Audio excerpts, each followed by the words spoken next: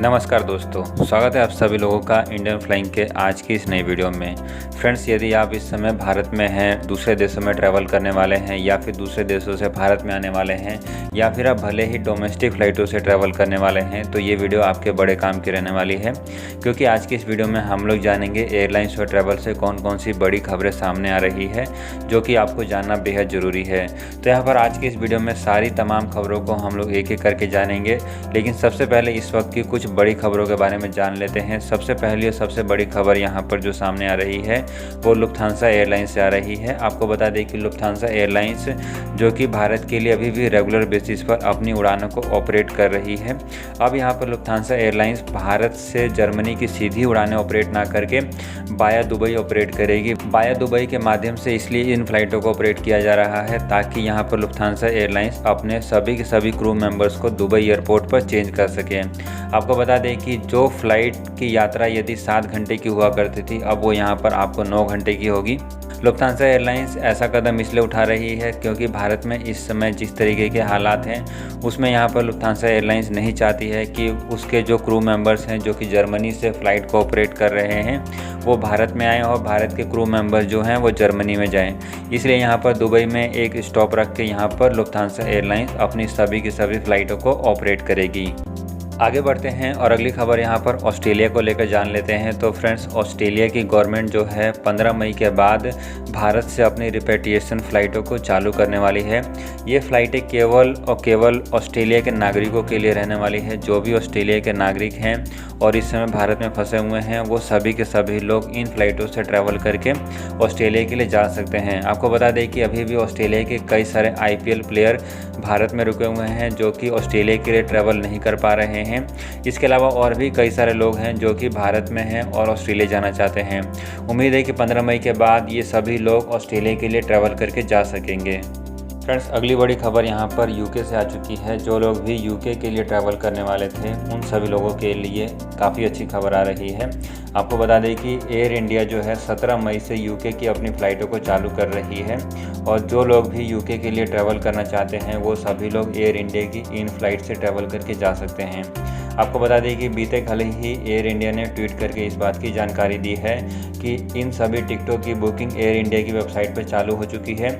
यदि आप air India के माध्यम से ट्रैवल करके जाना चाहते हैं तो अभी आप एयर इंडिया की वेबसाइट पर जाकर इन टिकटों की बुकिंग कर सकते हैं।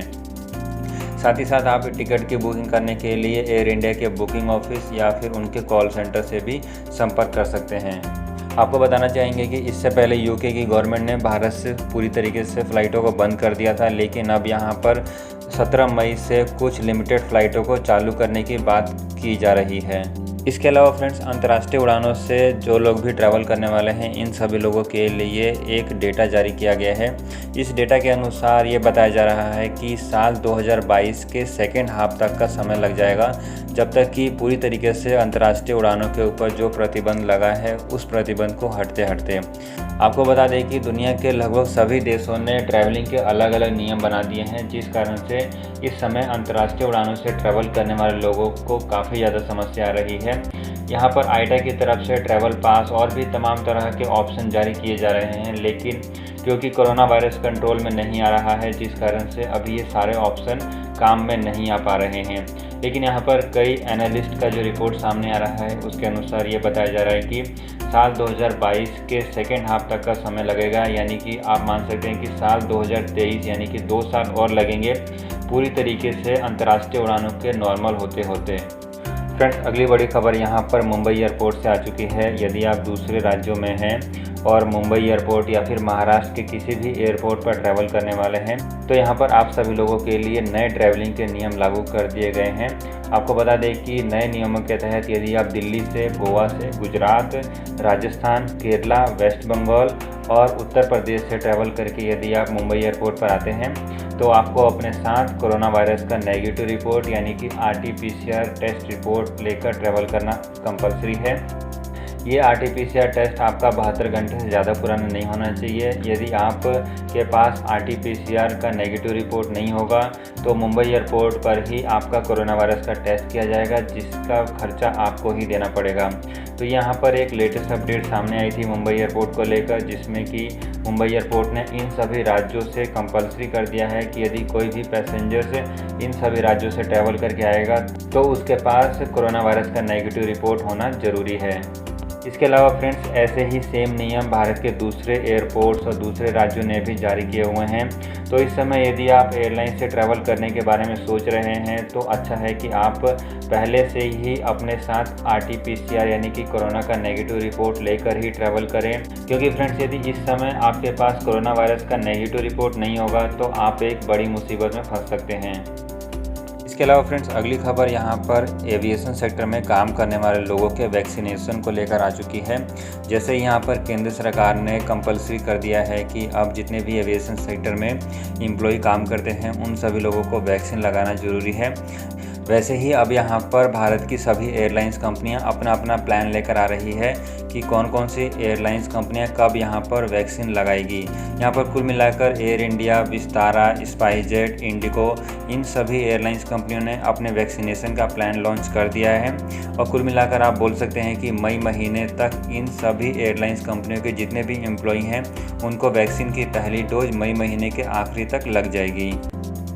फ्रेंड्स, अगली खबर यहाँ पर भारत और UAE की उड़ानों को लेकर आ रही है। आपको बता दें कि भारत और UAE के बीच में ट्रैवल करने के लिए इस समय सभी लोग प्राइवेट जेट का सहारा ले रहे हैं, जिसके बाद प्राइवेट जेट की इस समय काफ़ी ज़्यादा मांग हो चली है। आपको बता दें कि प्राइवेट जेट यहाँ पर भारत और UAE के बीच में एक फ़्लाइट के लिए तकरीबन 35 से 40 लाख रुपए चार्ज कर रहे हैं।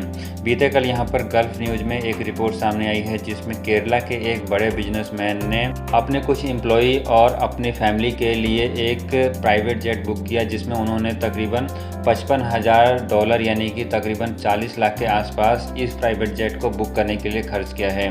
इसके अलावा बहुत सारे लोग अभी भी ग्रुप लेवल पर इन प्राइवेट जेट को बुक कर रहे हैं और इन प्राइवेट जेट के माध्यम से UAE के लिए ट्रैवल कर रहे हैं।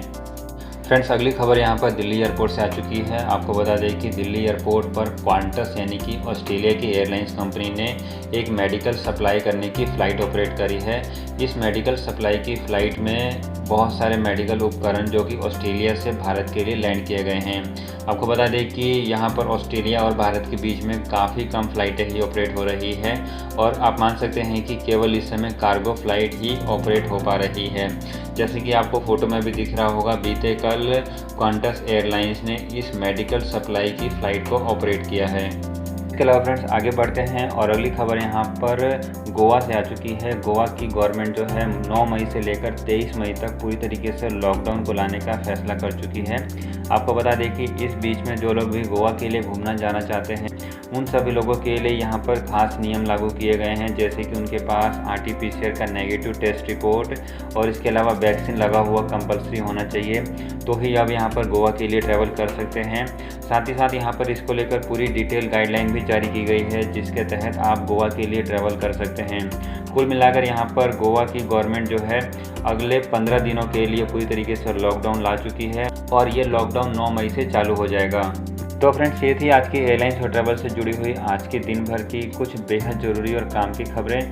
यदि आपको वीडियो अच्छी लगी है, वीडियो यदि काम की लगती है तो इस वीडियो को लाइक कर सकते हैं, दूसरे लोगों के साथ शेयर कर सकते हैं और चैनल के साथ आप बने रहें ताकि आपको ऐसी खबरें रोज़ाना बेसिस पर मिलती रहे। फ्रेंड्स, वीडियो के आखिरी में हम आपको इतना ही बोलना चाहेंगे कि घर पर रहें, सुरक्षित रहें और चैनल के साथ आप बने रहें।